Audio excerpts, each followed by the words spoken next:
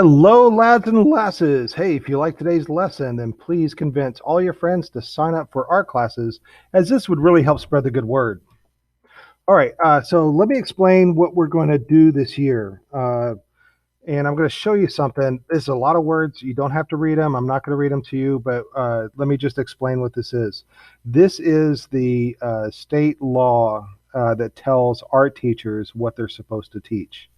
So there's a very a distinct set of things that I'm supposed to teach you guys, and that you guys are supposed to learn in my class. So I'm just explaining that right now, and I'll go over like basic. I'm going to go over all of this throughout the year, just not right now. I'm just showing you what's there. So you might be asking, what does that mean to you? Well, what that means is that in the classroom, I'll be talking a lot about art and art theories, and that's a time when you'll be taking notes from my lectures. Another thing that I'll be doing in class is that I will be teaching you about famous artists and famous paintings and sculptures and art, and that's another thing that we'll learn during this year. But mostly, what we're going to be doing this year will be studio. You'll be making art, you'll be drawing, you'll be painting, and that's most of what we're going to do this year. I base almost all of my assignments on the elements of art and the principles of design. And the elements of art are line, shape, form, space, color, texture. And the principles of design are balance, proportion, rhythm, variety, unity, and emphasis. I'll be talking about these all throughout the year. So this year we're going to paint, we're going to draw, we're going to sculpt, we're going to read, we're going to write. We have 3 tests in this class. There's the fall final, the spring final, and the end of course exam. We'll be critiquing artwork. We'll be looking at famous artworks. You're going to keep a sketchbook, and we're going to do some printmaking in this class. We're going to make the art teachers and we make packets for our students that have supplies in them. Usually we sell these packets, but because of COVID-19, that those plans are kind of up in the air right now. But when we do make the packets and we do have a price for you, I'll let you know. So the details of this are coming later.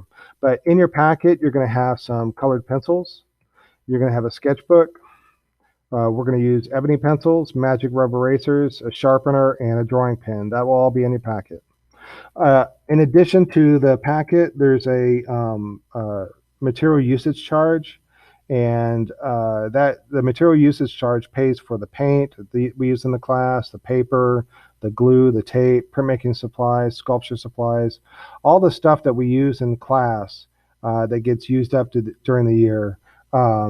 There's a charge for that. You will eventually pay for this using School Cash Online, and you can find School Cash Online on the Cypress Falls High School website on their main page. There's a link. You can see the arrow pointing to it for School Cash Online, and that's where you'll pay for the packets and the material usage charge. I don't know what the cost is right now, so things are still up in the air for COVID-19. I'll give you the details about that later, but that is where you will pay. I want you to sign up for my remind. So for my art ones, I want you to go send a text to 81010, and then you're going to send this text. You're going to type in DAH 9773, and that's what will sign you up for the remind. So either write this down right now, or you can take a picture of it with your phone, or you can go ahead and just sign up right now. That'd be great. You can pause the video and do that, and then come back to us.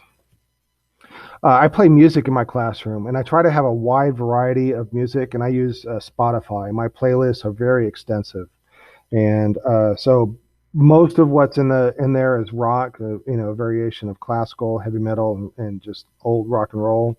I also play. There's a lot of pop in there, old stuff, new stuff.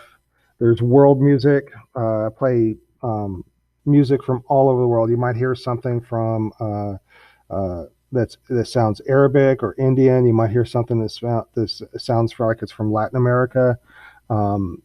So lots of stuff, lots of different stuff in there. Independent music, soul, rhythm and blues, funk and rap. I love funk. I have a lot of funk in my playlist.